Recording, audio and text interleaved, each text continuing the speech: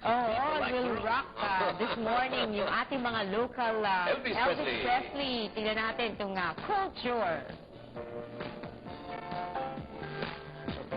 Nang mamatay si Elvis Presley noong August 16, 1977, maraming nabigla at nalungkot sa kanyang di inaasahang pagpanaw.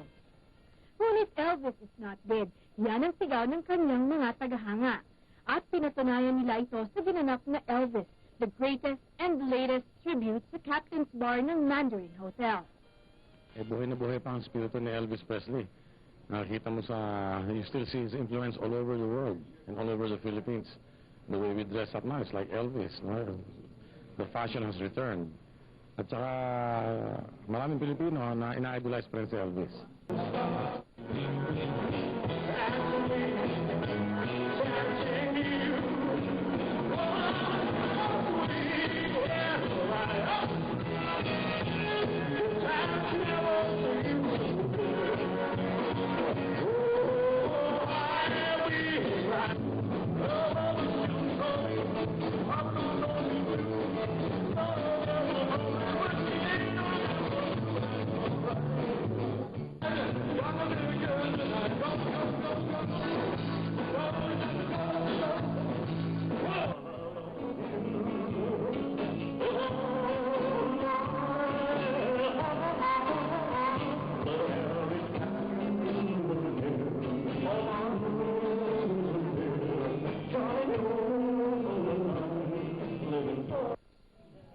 Hindi lamang ang mga matatanda ang nahuhumaling sa The King of Rock and Roll.